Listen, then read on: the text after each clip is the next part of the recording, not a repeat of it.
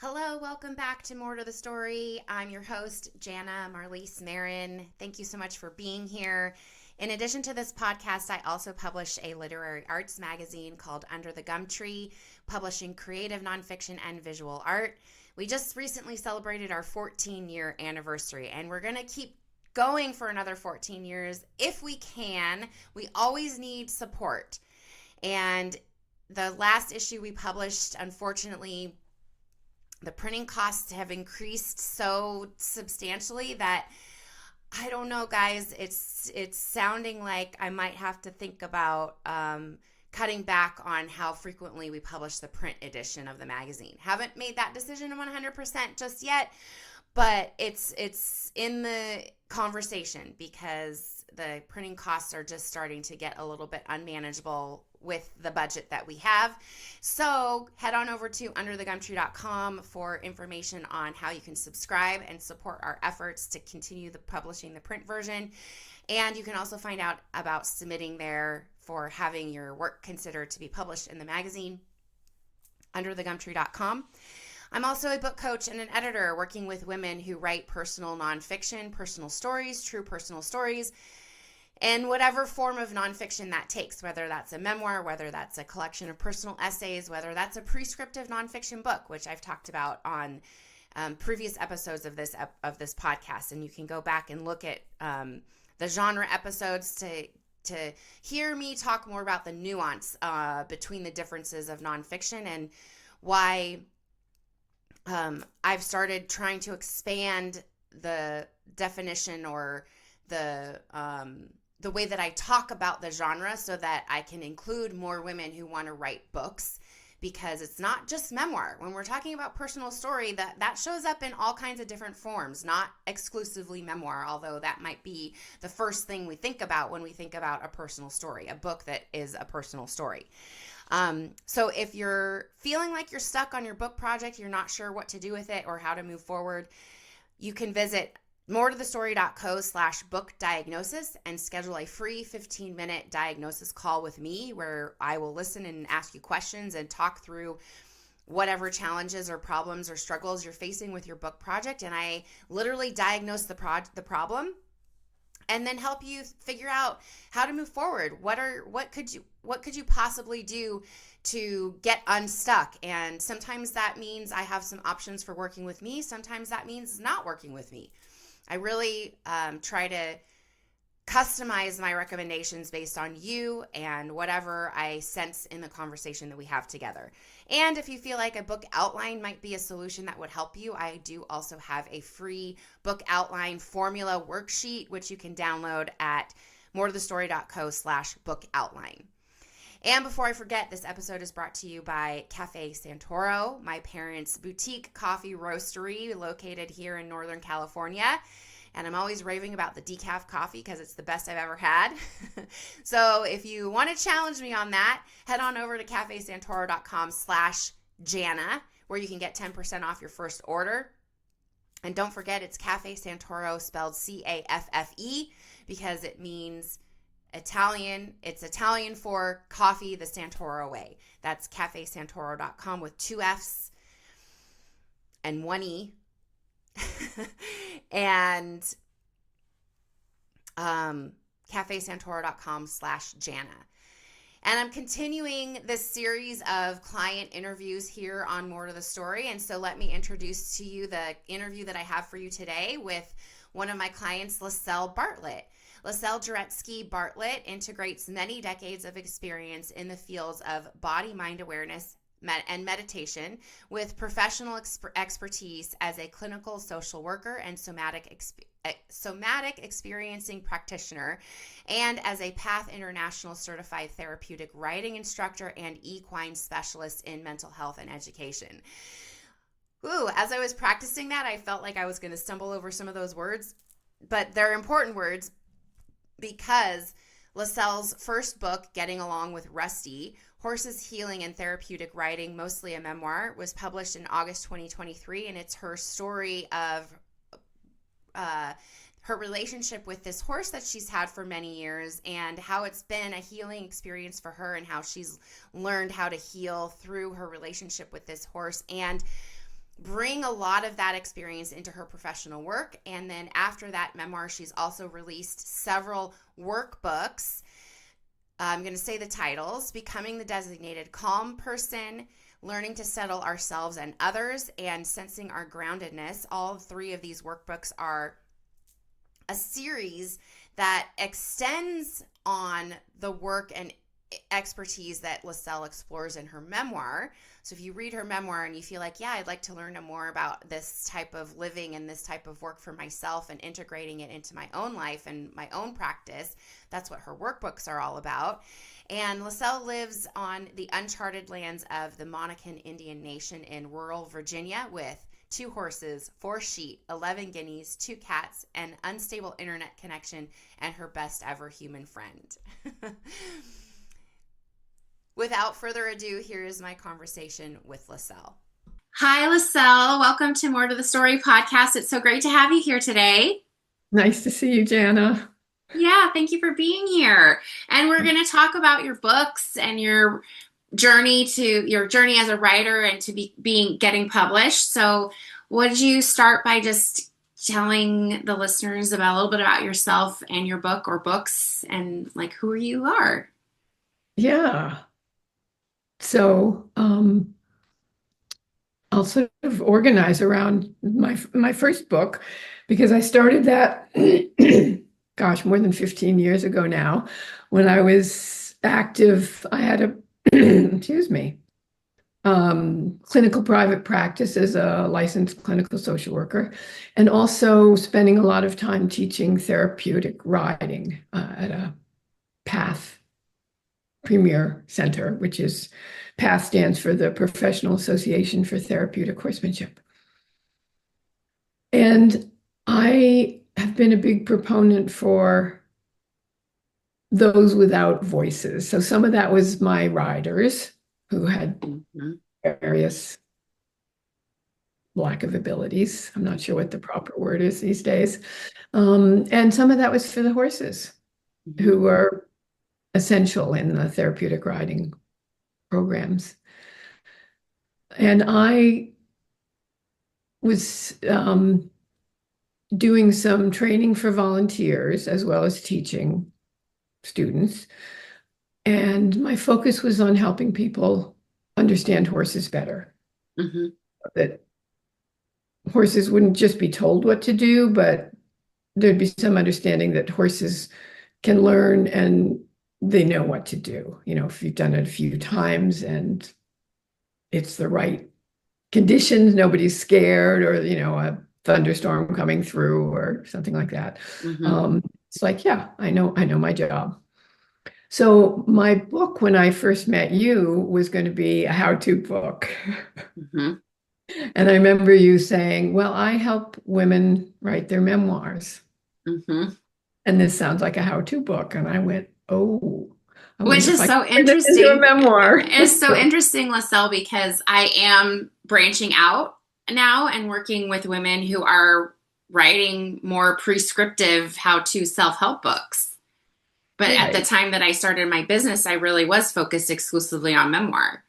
Yeah, and I'm grateful for that, and for my being really clear inside of myself that I wanted to work with you because you were offering some structure that I can't offer myself. I can now some because I've been practicing it a lot.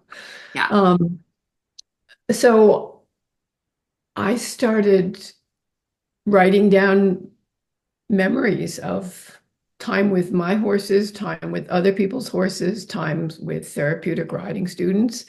I had some hurdles as I was writing this because I needed permission if I was going to be using material from the therapeutic riding world. Those might have been the easier hurdles. I had some bigger hurdles as far as my own, like, oh my goodness, here's me, and I'm putting myself down on paper. Yeah.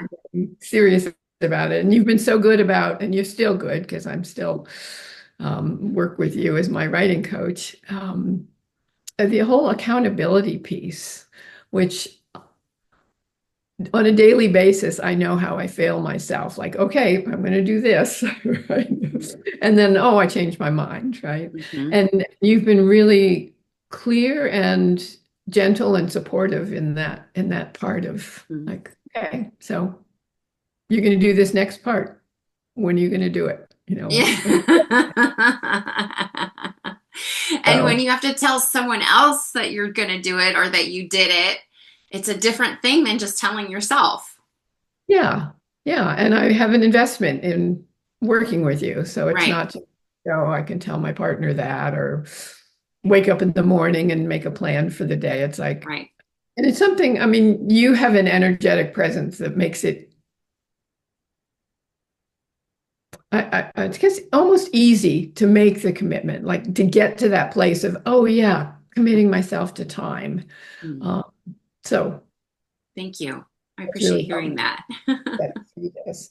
And discovering that I could sort of my own work pace, which during my first book, I knew I could do 20 minutes. I knew I could come into the office without any divine inspiration and Mhm. sit down, put on the timer, and just do something for 20 minutes. And it often I would repeat that and it would end up with an hour. And there was times when I was inspired in the middle of the night and get up and write things on Google app in my phone and then, work on it later. So it was a long process. I had a lot of trust in you, and Karen was working with you at that time. Um, and you had deadlines for me. I love Oh, the deadlines. magical power of the deadline. Right, right. So I got my manuscript finished in that nonfiction boot camp that you ran for a bunch of us that year. I proceeded to is it say a query when you send out a query to a publisher? Hmm. I did that to a couple of publishers, all the time thinking I'm going to give that a try, but I have confidence in my knowledge to figure it out, and I've got the resources to publish it myself. And I often live with the feel of I don't know how much time I have, right? Mm. I'm not 30 anymore. And I just mostly wanted to get the information out to people. Yeah. My memoir has some information on it. It's mostly the stories that are valuable. But my next two workbooks that are out already are really how-to with some educational pieces and some do-it-yourself directions for do-it-yourself exercises. Hmm. So Yeah. here I am Yeah. working on the third of four workbooks that are planned. And these Yep. workbooks, funny to tie it back into that initial switch from a how-to book to a memoir. My original manuscript included most of the exercises that I'm now putting into these workbooks. And something else I learned working with you is that the book has its own life, and I Yeah. learned to listen to it. And the book was telling me, let's do something else with almost all of these exercises. They need to be in their own space. Yeah. So it's okay. And it was a huge, long, many pages, my original memoir manuscript. So it Yeah. was it was easy to pull them out and Right. just make it a book of stories. Right. And just to clarify, you did have memoir material in your original manuscript. It was kind of a combination of both the stories and the exercises. And then The you, manuscript that I completed in the boot camp, right. what I had before, it had a little introductory stuff and then Okay. an outline for lots of exercises. Okay. I hadn't actually gotten those written yet. Right. Right. Right. So Yeah. your first book is titled, Getting Along with Rusty, Horses, Healing and Therapeutic Riding, mostly a memoir. That's my first one. And I love it. And sometimes I'll go back and read some of it, or I get some feedback from somebody. And it's one of those things, you may have run into it also. I'm guessing other authors do too, where it's like, oh, I said that? Huh. yes. I've just been Yep. writing, putting it together and getting it edited, and then it comes back from somebody else, and it's like, oh, nice. Yeah, definitely. And tell us the title of the two subsequent workbooks that you have published. So, Becoming the Designated Calm Person workbook, Learning to Settle Ourselves and Others, was the first workbook I did. And Sensing Our Groundedness workbook was the second one. Nice. Um, yeah, the Becoming the Designated Calm Person, but all of these books are sort of children of my memoir, so to speak. Right. Because there's a lot in my memoir about my process of becoming more able to settle myself in order to be what I call now the designated calm person for my horse or for a student or for parents of a student if it's a child. Mm-hmm. Yeah, so they're all kind of tied together. Yeah. Yeah. I always think of them kind of as companions. Yeah, Yeah. yeah, they're companions. And I've taken the liberty, it could be a little confusing for some people, because it all started because of my relationship with horses. The covers have all got a horse theme. Right. I have a lot of horse people in my larger circle. And I know that these exercises and the information I'm sharing,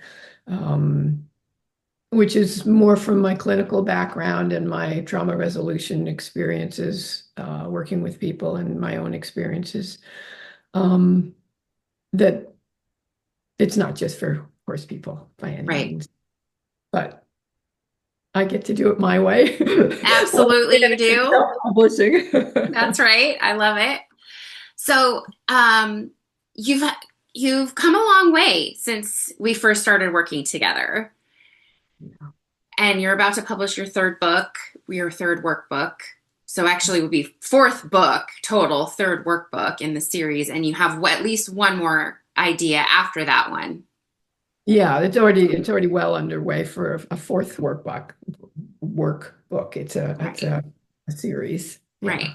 So tell me a little bit about what you feel like you've experienced as the biggest shift or change in yourself as a writer and an author, oh, as a result of this journey that you've been on, from having this manuscript that you've been working on for years to now you have three books published, one more in the two more in the works. Huh. The biggest shift. So, Yeah. yeah. Yeah, or change, like thinking about where you are now with your persona as a published author compared to where you were when you first started working with me. What do you feel is the biggest shift or change you've experienced? So I get a visual image of a horizon. And before I was like under the horizon of I'm a published author, right? Let's say that's a horizon. Uh-huh. And I was under it and I was looking up and I really didn't have a clue how to be standing on that landscape. Mm-hmm. Um, as I mentioned before, something I had just had a really strong gut feeling about working with you that you could help me get there, not even knowing what it was going to take. And I struggled. I'm sure you remember, I struggled emotionally a lot Yeah. working with it and believing that I could do it and that it's just this shift, I guess it's sort of like coming into my voice and Yeah. like, oh, okay, published or not published, I have something that other people like to read, right? So it Mm-hmm. helped also getting feedback from my early readers and my editors and, like the little heart things along the manuscript, like places that they really loved and, as well as my learning, there's a big learning curve between writing and completing the manuscript, and that was a big learning itself. But then the next steps of editing and revisions, and I think I've integrated some of the sense of what the reader will want rather than just what I feel like saying. Sure. I rely on my editors a lot for that, but I notice over the two most recent books that I don't have as much that I need to change. It's like some part of me has integrated that. But back to the horizon. So I'm standing on that horizon now. And I have a little wobbly in my belly, but I am standing on it. And if I feel like I'm in the quicksand a little bit, I have you, I have a few other people in my life that I can reach out to and say, I need some help.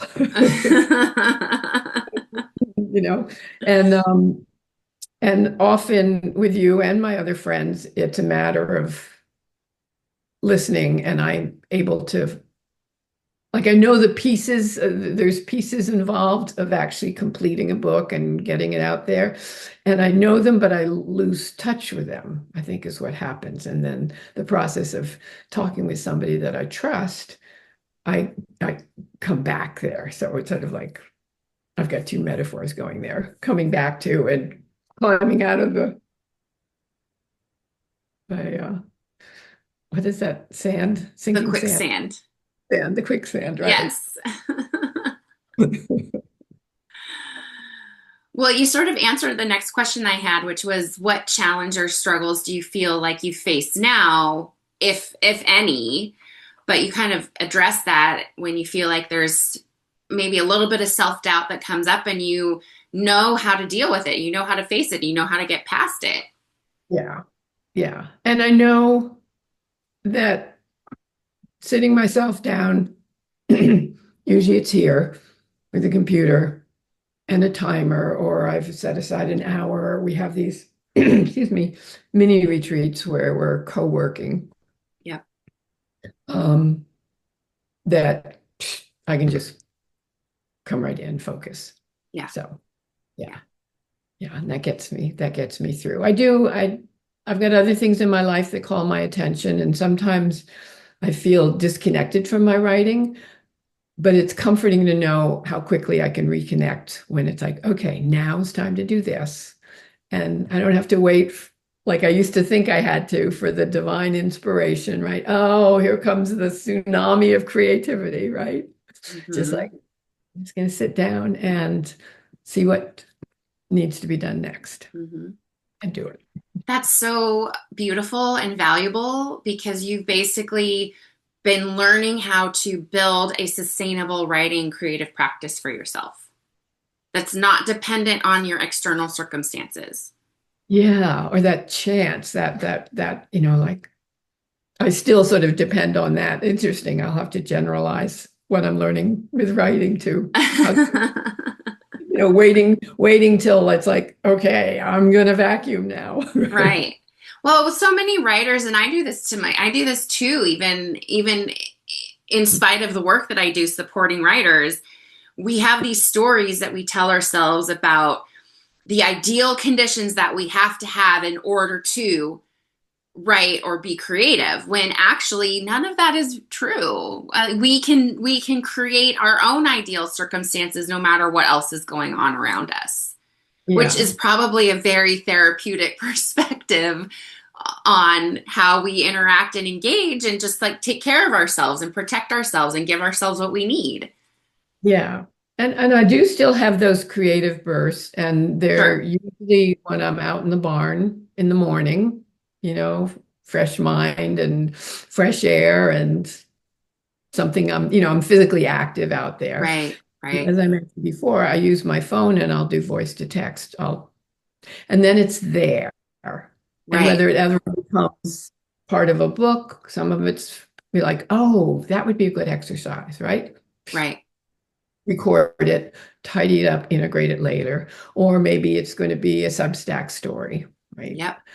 So I have that, but I have all this other stuff too, where I can Yeah.